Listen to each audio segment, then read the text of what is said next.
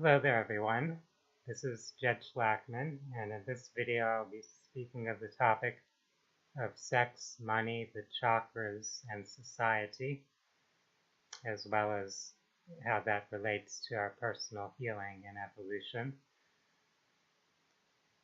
If we think about our lives and the lives of people around us, we see that issues pertaining to sexuality and to money or material wealth are really very common. If you were to survey just about any population in our modern society, you would find that a majority of people have issues or challenges in these areas. Sexuality relates to our second energy center, or what we call the Sacral Chakra. This chakra also has some impact on material abundance, while money issues also pertain to the third chakra. This is the center we call the solar plexus. The solar plexus is the personal power center. It has a lot to do with our sense of self and self-confidence.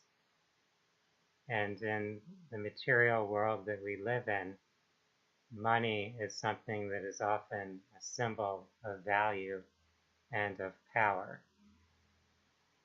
When we have money, we have the power to obtain things that we desire with that money. This is how our society has been set up. It's this collective social agreement that we have. So if you have money, you can use that money to acquire physical items, technological items. You can use it to acquire food, to acquire property or shelter. You can even use that money to acquire sex or things of that nature. So money is something that people are often very attached to in that sense, that they desire it, not because of the intrinsic nature of money itself, but because of what it represents. Its role as a token of value and a token of power.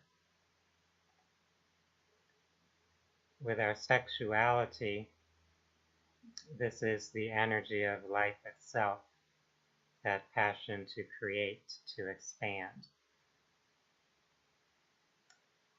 And in this physical world, of course, it's how people or other animals procreate. Of course, most of the time when people engage in some type of sexual activity, their intention at that moment is not for procreation. It tends to be about some emotional need or some stimulation that they desire. So there are multiple layers and aspects to our sexuality as human beings. Many people carry feelings of guilt or shame related to sexual experiences. There's also commonly fear or anxiety associated with sexual interaction. In the world that we exist, it's common to see people who have some type of obsession or preoccupation with sex or sexual activity. Just looking at the world of the internet, which many of you right now are engaged with, we find that one of the most common activities that people engage in online is viewing pornography or erotic content. So there are many people who are, in that sense, preoccupied or fixated with sexual stimulation. Since there are so many extremes of sexual behavior, so many insecurities surrounding sexual behavior, it's quite common to find disturbances or imbalances in the sacral chakra. Since I work very frequently as a spiritual energy healer, as a practitioner of Reiki and other energy healing modalities, I find that a majority of people I work with have at least some degree of disturbance or imbalance in those energy centers, the sacral and the solar plexus. In order to work on healing and balancing these energy centers, it's vital to work on healing and balancing our consciousness related to these particular issues or topics in human life. To have a healthy understanding of the role of sex in our lives, a healthy understanding of the role of money in our lives, so that we don't get caught into one extreme or another of how we relate to those topics. We want to be open to the flow of creative energy, to the flow of our passion for life and for connection with others, including intimate connection, while we would ideally not be overly fixated on the physical sexual acts, on the drug-like stimulation that is associated with this activity, to have some balance in how we integrate sexuality into our lives and our relationships. Also, if there have been unwanted or regrettable sexual experiences someone has had in the past, to be able to release the emotions, the thoughts attached to that, to be able to accept that what's done is done, and we don't have to carry any guilt or shame about it. We are who we are in the present, who we choose to identify in this current moment. We're constantly recreating ourselves, and we don't want to feel limited by what we've experienced or what we've done in the past. In regards to money and its role in our lives, the way our financial systems and other aspects of society have developed, a majority of the population tends to be in a state of insecurity about money, about their ability to afford the things they desire in their lives. Thus, there is what many people refer to as a poverty consciousness, which is quite prevalent. People have this feeling of not having enough, of lacking abundance. However, if we carry that consciousness within us, that feeling of lack and insecurity, then we tend to recreate or perpetuate those circumstances in our lives. If we can find a sense of equilibrium or contentment within ourselves, regardless of the external appearances of things, then our energy will actually start to flow better. We'll be more energized in that area, and will tend to naturally attract more wealth or abundance into our lives, at least in the appearance on the external level. So if we can make that shift in how we think and feel internally, it will tend to open things up. So over time, our external reality will start to reflect that more. If we just continue to feel this sense of lack, this sense of being impoverished, then it's more likely that the external reality will continue to reinforce what we already think and believe within ourselves.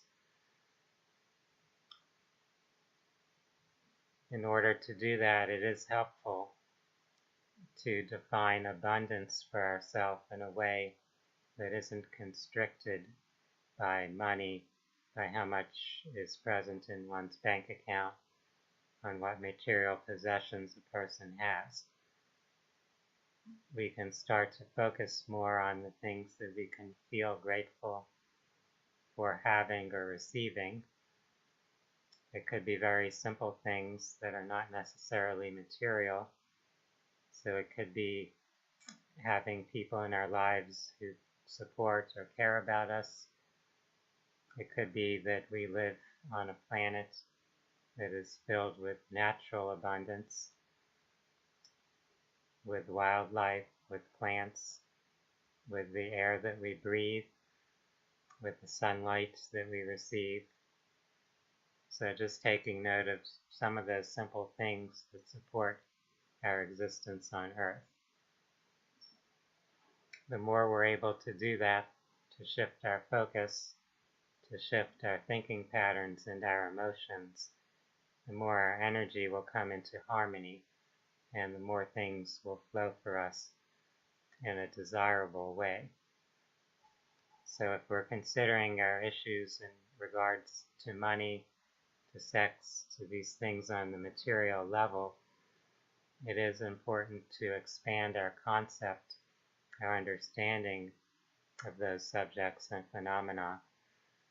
As we do that, we are able to help heal ourselves, to bring our energy more into balance, more into harmony with the flow of life itself, with that pure energetic essence that is always there within us, always streaming through us, always there to support us in moving forward on our journey in human reality or human life. I hope that this discussion has given some of you some greater clarity or insight into your personal lives and into the world around us.